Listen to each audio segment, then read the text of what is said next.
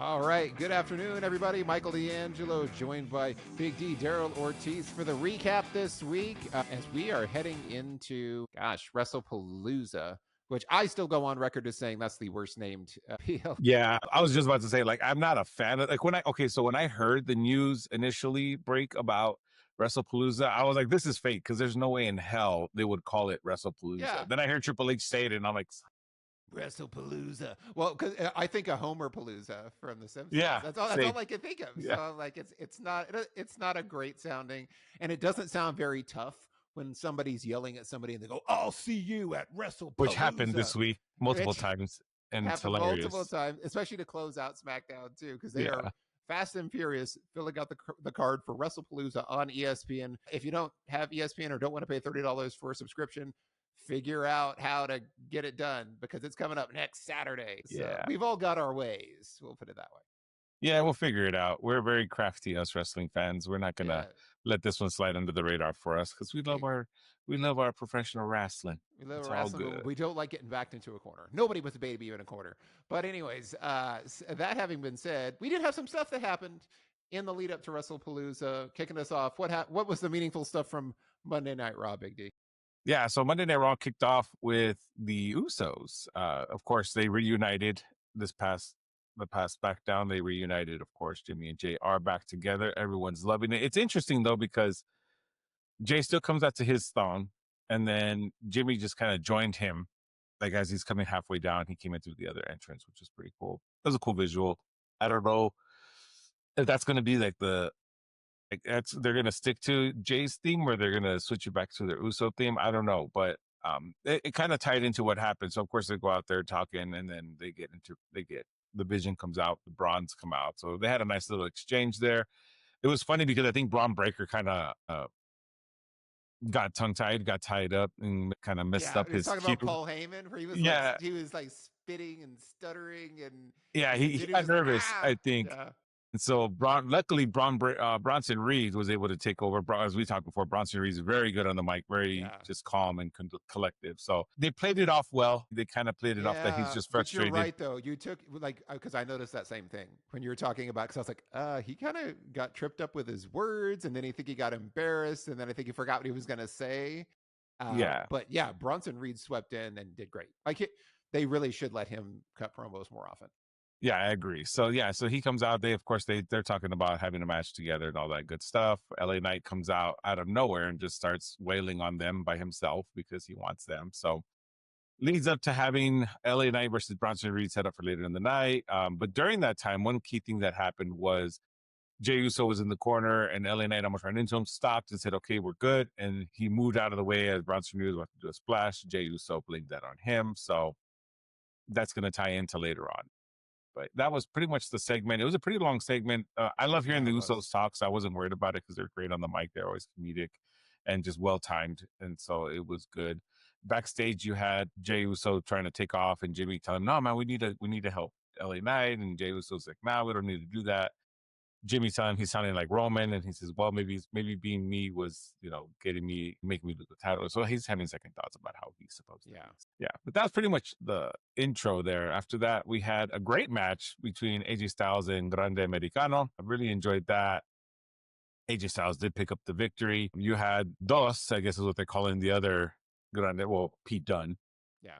Calling him Pete Dunne is Dos, and you had Dragon Lee come out for the help, and then you had that's what helped AJ Styles. But overall, I enjoyed the match very much.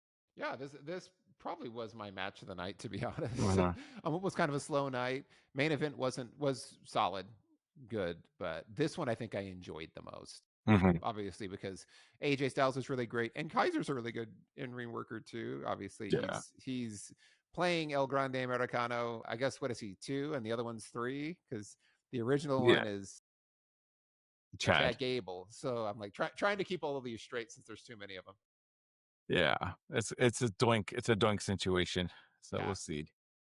But after that, we had Raquel versus Lyra in a one-on-one match. Obviously, they had a little scuffle backstage, and so now that's a match. Raquel picks up the victory. Actually, I really like the way they did it because Lyra was trying to get momentum, and then she kept, talking back and forth with Roxanne, And then it actually ended up being her demise because she was distracted. She was on the top rope, and Raquel grabbed her and was able to hit the Tejana bomb. Very solid Tejana bomb off the top rope, and then picks up the victory.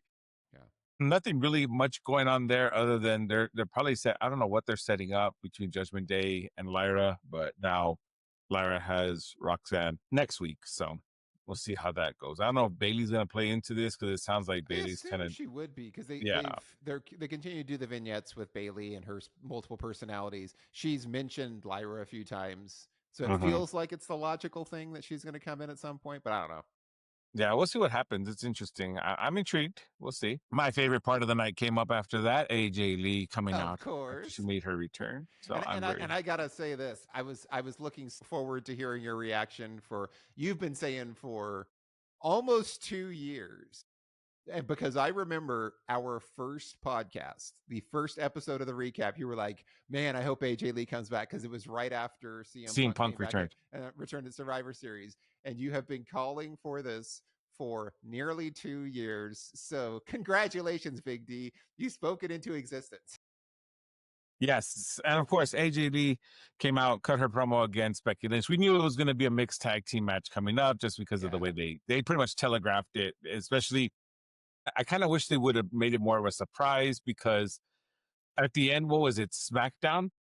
No, it was Raw. The Raw when Becky Lynch was slapping him around, and then he went to go talk to Adam Pearce, and I hated it. I hated it because I'm backtracking, guys. So this didn't happen this past Raw. Okay, yeah, it it was was the one I'm before. Yeah, backtracking. But anywho, I had to clarify. But they had CM Punk go to Adam Pearce like, "Where are we, Nick? Where are we on Friday on SmackDown?" And he's like, "Where's SmackDown?" And he's like, "Chicago, home sweet home." And he's like, "Perfect." And he like laughed, and I'm like, "Okay, yeah, y'all just like it spoiled was. the surprise." It Like was so obvious. Like it was the worst kept secret in wrestling that it AJ was going to be was. back, and I think they even leaked like somebody on social media for WWE leaked that she was going to be back by accident, and Yeah. so there was no surprise there. And to that point, as soon as he was like, "Well, if you know, it's Seth Rollins and his wife." Well, I'll get somebody. I was like, mixed tag. Like that's where this is going. Yeah, he's So like, I know. He's like, I'm not going to hit you, but I know someone who will. someone who will. The whole crowd was already chanting AJ Lee. I mean, we already knew. Yeah. So And that's my only gripe. predictably, we did get a mixed tag match for WrestlePalooza. WrestlePalooza. We got AJ WrestlePalooza. Lee and CM Punk versus Becky Lynch and Seth Rollins. I actually know Yeah. what though. I like the way they did it. Of course, those that are not familiar with AJ Lee's gimmick and her character, it is very playful but dangerous because she is, she kind of feels like a crazy person or Like a whatever. psychopath. Yeah. But she actually, was messing around with Seth Rollins, kind of, getting in his way of the title, telling Becky Lynch, like, just come get your title. So she ended up giving it back to her after they agreed to the match. So it should be a good match. Of course, obviously, Yeah. Becky Lynch is a great wrestler. Seth Rollins is a great wrestler. CM Punk, AJ Lee. Overall, it's going to be a fun match. We'll see how it goes. I don't know. WrestlePalooza is already next week, so I don't think we're going to see AJ Lee wrestle until then. No, I So agree. I think they're hold off, and it makes sense to put her in a mixed tag because she's been out for 10 years. It's been 10 years, right? 10 At years. least. So it makes sense. Don't have her go in a singles match. She'll have the support from everybody else in that tag match. So I like it. I think it's a good call. It'll be a lot of fun for what it is. She looked good even in the little dust up with her and Becky Lynch. But yeah, Like physically, she yeah. looks great. She's Give her a in little great shiner shape. on accident. I know. Or was it by accident? That was one of those work shoots. I don't know. We'll see. But she did look good. She looked good for what you saw. She moved well. Her balance is still good, but she just a little sit on the ropes and all of Oh that. yeah. So, like And she's, then her I'm promo looking work was forward to still it. good too. So Yeah, that was cool. solid stuff. Definitely. So yeah, that's gonna be great. After that, we had Rusev versus Penta, which because we had Penta asking for a shot at the IC title, and Rusev came out, I guess, wanting the same thing. So Adam Pearce said, "Well, why don't you two duke it out in the ring?" I don't like that Penta took the loss on this one. I know New Yeah. Day. I know New Day distracted him and everything, but I'm guessing they're trying to build up Rusev a little bit more. And I think I'm almost positive we're gonna have a 6-man tag between the New Day, and then we're gonna have Penta. I'm hoping reuniting with his brother, especially after what happened on SmackDown. Yeah. So that way, him and Rey Fenix, maybe Andrade joins them up, and they'll have a 6-man tag match right there. Well, So Andrade can't. They released him on Saturday. Oh, that's right. Damn it, I forgot. Which is wild because I mean Andrade's been really great on his second run, but they haven't been able to figure out what to do with him, and they were tagging him with Benta. So that just tells me I think it's now just because they have they're there's gonna must be reunite the Lucha Bros now. It's like, see, yeah. you already got rid of Andrade, reunite the Lucha Bros. They've got a lot of talent, but Andrade's really good. Yeah, Like I feel he's it has really something to do talented. with someone whose name's rhymes with Arlet. With Arlet Nair.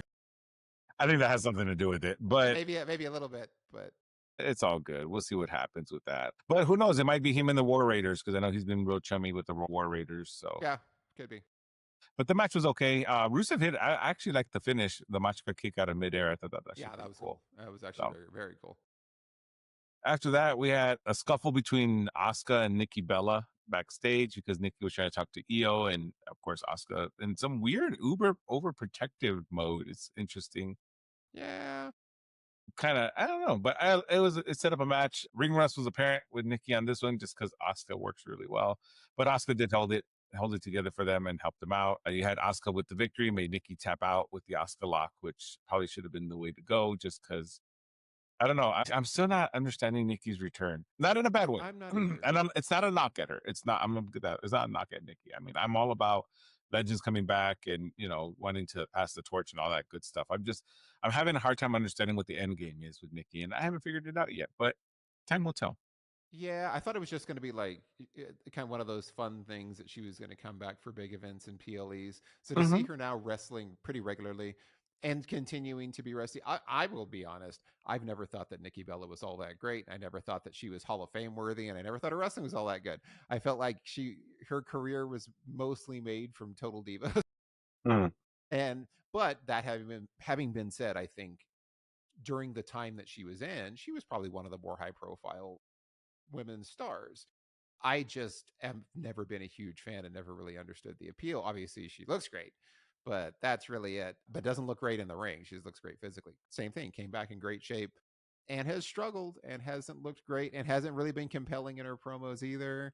So I don't understand this. I don't understand the continuing. I think there's lots of women on the roster that you could give more time to, that I'd Uh-huh. like to be able to see utilized more than Nikki Bella. I'm looking at you, Julia, who is She had a seems match. she had a match finally, like the most inactive women's U.S. champion so far to date, and manages to stay absent. So maybe give Julia a little bit more time with the U.S. But it's championship. kind of Is like all I'm we're saying. taking time away from like Stephanie Vaquero. Where has she been? Mm-hmm.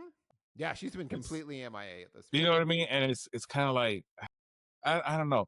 Again, I don't get the end game. Who knows? It'll maybe I originally thought it was gonna be like a her and Becky kind of thing. Obviously, something happened, something changed, or her and Liv, but before Liv got hurt, I think that was the path that they Yeah, were gonna go down. I think that's what it was. But I mean, who knows? I mean, we'll see. I'm optimistic. We'll see how it goes. We'll see what happens. But after that, we had our main event of the evening, Bronson Reed versus LA Knight. LA Knight kind of telegraphed what was going to happen because he was saying he doesn't care if he loses, which we already know he's going to lose. yeah, And lose he did. and he did He did on cue. lose. Yeah, he did lose to Bronson Reed, but I mean, obviously, because they're trying to build up Bronson Reed as this big monster heel. They're calling him the Auszilla. Obviously, he's a very big, like, powerful man. So, like, obviously, that's going to go to him. And he did Yeah, get the victory. But when he was going to do the post match beatdown, Jimmy Uso came out for the save. And then when the vision became too much for both of them, Jey Uso surprised everyone and came on out, helped everybody out. And then LA Knight was like, hey, are we good? Because he saved him from a splash, I guess, trying to make up for the last one. Jey Uso said, yeah, yeah. Only to turn around and get speared by Jey yeah, Uso, which confused Jimmy. Jimmy was visibly like kind of upset, which I'm kind of like, I'm like, Jimmy, that's your brother, dude. Like, y'all, I thought y'all were like ride or die. Like, this was, we the yeah. ones, and like everyone else, like, it's like, come on, like, But this does feel like a little bit of a heel turn for it Jay. is. It is. Like they're I feel like they're really going to dial it in now. And now they are they going to do the Jimmy versus Jay again, except they flipped the heels. Yeah. No, I think I hope not. That's all nah. I can say. I think what's going to end up happening is I think Jimmy's going to probably fall in line because Roman's going to return. I think we're just trying to get the bloodline back going, but I don't know. I like heel Jay. You know me, I like my I heels do. I like heel Jay better than face Jay. So I would agree. Yeah, and that's how it ended with poor LA Knight taking another loss. Love LA and the Knight, spear, but double yeah, loss. and the spear to boot. But that was Raw.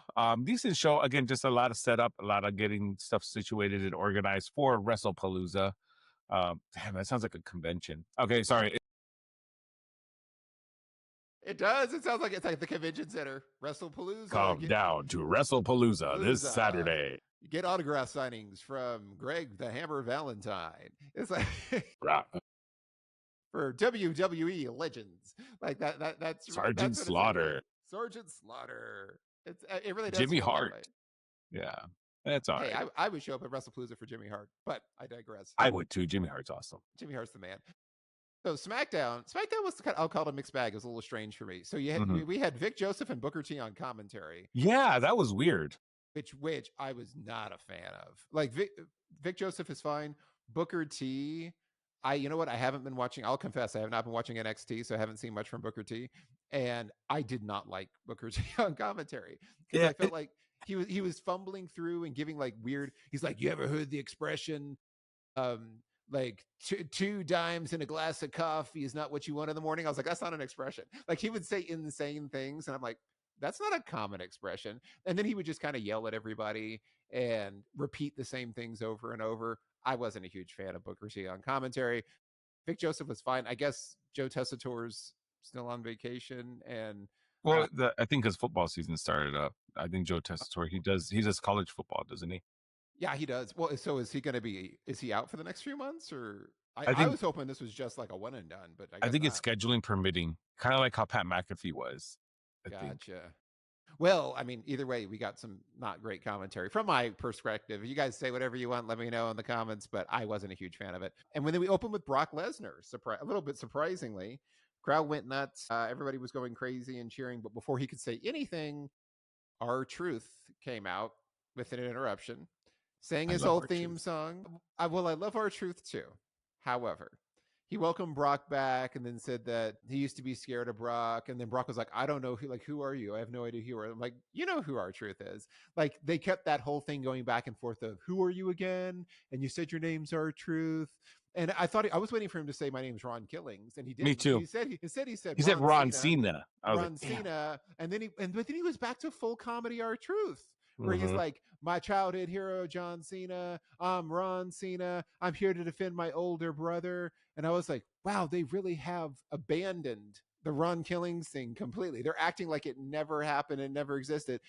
And that bummed me out. And basically, long story short, of course, John Cena didn't come out on SmackDown because apparently nobody told Brock Lesnar that last week was John Cena's final SmackDown. He's like, I'm here looking for Cena. I'm like, he very publicly said that was his last SmackDown. Yeah, you're on the wrong show, buddy. Yeah, it's like, dude, he should be back on Raw. I think he's on Raw this week. But he gave an F5 to R-Truth, and end of segment. Split his pants. Huh? Split his pants. Yeah, he split his pants. Well, and then he made light of it. Yeah. Yeah, and that's where I was like, I don't like I love R-Truth. I just don't like the fact that they've completely abandoned. Like I thought they were going for like a harder Ron Killings thing. Yeah, I was interesting because there was teasers too of like him with Street Profits, and I was very much intrigued. But that has gone by the wayside. No more. He's back to full comedy, R-Truth or Ron Cena.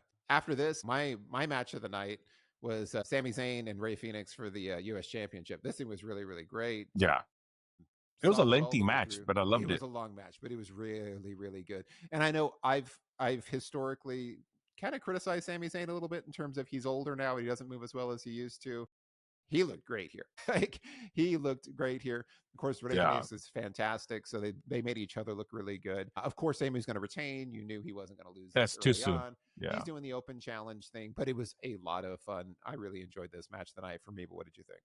Yeah, this was my match of the night, hands down. Rey Fenix and Sami Zayn just tore the house down. The crowd was loving it, and that's the thing too. The crowd was engaged throughout. I don't think there was very many like quiet stalls. This was a very just action packed, just everything, you know. And I loved it. I loved every bit of it. And like I said, I know Rey Fenix lost, but that just means to me that there's a possibility we'll see him tag team back up with Penta. We'll get the Lucha Bros back together. So hopefully they get their own theme song too. Hopefully so. I'm sure. Don't get me wrong. I love the metal music that they have, the rock music they're playing for. I like all music, right? But just that Lucha Bros theme was always it's the Lucha Bros theme. Yeah, it's like I think you got to go. You got to go for it. After this, you had B-Fab versus Julia, kind of. The match never Sort of. started. The match never got started. You had Julia and Kiana attacking BFAB immediately, and then Michin ran down with a kendo stick, and then Kiana and Julia just kind of left. And it was over before it started. Literally, this was my like dud of the night. Of why did you even jog everybody out for this? I guess this means you're gonna get a tag match next week. I'm about to say it's gonna be a tag match. Yeah, but I wasn't wild about this. Yeah, I wasn't a fan of it. Like, why bother having the match? Just have them jump her backstage or something. Well, and that's where you said Julia did have a match. And I'm like, technically, they never rang the bell, so she didn't have a match. So I'm going to chalk this. She showed up to work. Exactly. She was present when they did roll call. This is why I can't work the what is it? The little cue card things for like the little graphics that come up for them. I put like, yes, there is. I put, yes, there is a women's U.S. champion. She's right here. She does exist. She does exist. She is for real. It's not Bigfoot. It's a real thing. After this, we had Tiffany Stratton versus Jade Cargill for the WWE Women's Championship. This one, so you knew predictably that this one was going to end with shenanigans. Like, at least I did. As soon as I was like, I first thought Nia Jax was going to come out and attack everybody, and that's going to end on a DQ. That's not exactly what happened, but it's almost what happened. Beef with the way that ended, because I feel like the ref, I had to rewind it a couple times. Well, because I didn't rewind it, but I was like, it feels like that wasn't a 10 count. Yeah. Like, it felt really, she was on 5. Really short. Yeah. She went like this. She went 5 and then she went 10. And I'm like, what the hell? That was the fastest. And I was like, that was the fastest 10 count I've ever seen. And someone missed their cue. Yeah. They're supposed to be outside sooner, I think. Jade ran and like speared Tiffany through like the barricade. It was cool. Like, it was a good match up until that point. Up until that point, the ending was bad. Then you had Nia Jax kind of predictably come out, attack everybody. She went after Jade first, moved on to Tiffany, hit Tiff with an annihilator. I thought she was going to hit her with like 3 annihilators in the row. She just got hit her with one and was like, peace out, because I think they were running out of time. Yeah. But this one was about what I expected. You knew Tiffany wasn't going to lose the title here. You know, Nia is always looming in the background, so this was an easy out. Good match, like I said, like you said, up until the end, and then the end was like a little confusing and not great. I feel we're gonna get a triple threat for the women's title. Yeah, probably at WrestlePalooza. I don't think they have time to make. Well, they could. They've got like one. Well, because right now at WrestlePalooza they have Cena and Brock Lesnar, the Usos versus Bronson Reed, Braun Breaker, Cody. Oh, sorry, I won't do that one yet. Mixed, Cody versus Drew McIntyre. We knew that one was coming. The mixed tag match, and then Io Sky and Stephanie Vaquer. Yeah. I think that's all they have. Io Sky and Stephanie Vaquer is going to be a good one. That's going to be a great match. It's going to be really, really good. But anywho, sorry. Yeah, no, you're good. After this, we got a rivalry retrospective with Lesnar and Cena, which I don't think we really needed, but maybe for the millennials. Yeah, the newer fans that don't know why they don't like each other. They've been wrestling for years. They've been wrestling for a long time. But it was fun to see all the Dr. Thugonomics stuff recapped. It was. That was my favorite version of Cena. This, again, didn't feel like it needed it. It felt like it was filler. Then with 33 minutes left, they're like, main event. And I was like, this is going to be a really long main event. It wasn't. Because there was 14 minutes of like entrances and then the backstage stuff. So it started relatively at a normal time. And I was like, okay, so it was pretty solid. It was methodical. Like, you kind of know, like the Randy Orton matches that are getting worked now, they are more methodical. He can't really work the pace that he used to be able to work, obviously, because he's older, but he was still really good. And it was really solid stuff. It was mostly centered on Drew McIntyre, like targeting and working Randy's knee, which is also kind of the gimmick thing they do a lot with Orton, is people are either targeting a knee or his lower back or something. And so that's kind of the part of the storytelling piece. But it was really good. I didn't like that. First off, Orton did get busted open at some point. I'm guessing the hard way, because he had like a little dot of blood there. He gets a little bit busted open. Then he's about to punt Drew McIntyre. Yeah, that was my great. And then the referee runs in and is like, no, stop. I was like, wait, the punt's not illegal. The punt's not a restricted move. Like, why is the referee interfering in the match and stopping a competitor from using a move? That's not a prohibited move. Yeah. Like, that was ridiculous. Yeah. And of course, that distraction from the ref allowed McIntyre to hit the Claymore. And then, that was just dumb. Absolutely hated it. I thought the same thing too. I really did think the same thing too. I thought it was, I'm like, why is the ref stopping him? Like, that's never before has the ref stopped him. And then now all of a sudden, don't do it, Randy. He's not trying to hit him with the pile driver. Like at least say that the punt was banned. Like do something to talk to that. Otherwise, it just looks like the referee's in. It would have made more sense to have like a segment beforehand, like in the beginning of the show, and just be like telling Randy, like, look, dude, we can't you can't do that or whatever. Yeah, Then like that would have made we've sense. just banned that, and then have them with the clipboard, have Grayson Waller with the clipboard trying to get the Mexican Destroyer banned, and he's like, "Oh, we're still reviewing the Mexican Destroyer." Like, do something Yeah. to play into it. Otherwise, it just looks odd. But then after this, Drew was going to try to Claymore Orton through the announce table like he did to Cody. Cody's music hits, and then as soon as Cody's music hits, you're like, okay, he's back from paternity leave. Runs down, clears the ring, and then barely got it out on the SmackDown broadcast that I It was was watching. like seconds left. He's like, "I'll see you in like the camera's going to black," and he's like, "I'll see you at WrestlePalooza," just like blurting it out as fast as he can. So they got a match at WrestlePalooza, somewhat predictably. It's good to see Cody back. Yes. Unfortunately, that means Drew's not going to win. Drew's going to be the bridesmaid again, never the bride. He's not. There's no way he's going to take the title off of Cody at WrestlePalooza. I'd be really surprised by that. Maybe we'll get. Is Cody's? Is he done shooting Street Fighter? Because I know they were in the process of shooting Street Fighter. I don't think they are, because I just saw a clip of 50 Cent as Balrog. I don't know. I'm wondering if he's shot everything that he needs to do at this point, because I saw the cast photos and they were like, they all took their on-set photo together. So he was clearly, while he was away, he was shooting Street Fighter also. And so I assume that he's done, and he's not just back for WrestlePalooza and then he's gonna go away again. We'll know if he drops the title. I know, right? That's what I was thinking. That's the real litmus test. If he drops the title or not, he's still shooting it. But I don't think he will. I think it's too early, but which is a bummer, because I love Drew McIntyre and I really wish he'd get a good proper title push that doesn't last longer than 5 minutes. I mean, same. But that was SmackDown. WrestlePalooza is next Saturday, so we'll see how all of these storylines get tied up, and then also the last minute matches, and then also congratulations to Dominic Mysterio for his victory. He is now the AAA Mega Campeon, or what is the official title? Yeah, the AAA Mega Campeon. That's super cool. I'm proud of him. You see how far he's come in his career. Hell yeah. To have that honor. That was really cool. So congrats, Dom. We love you, man. And that's what we got. So yeah, don't forget to like, share, and subscribe, everybody. Leave your comments, all that good stuff. Even the mean ones, we're totally down for it. I'm down with it too. We always love hearing from you. And that's what we got for this week. We'll be back next week with WrestlePalooza recap. And until then, I've been Michael D'Angelo. He's been Big D Daryl Ortiz. Have a great week, everyone.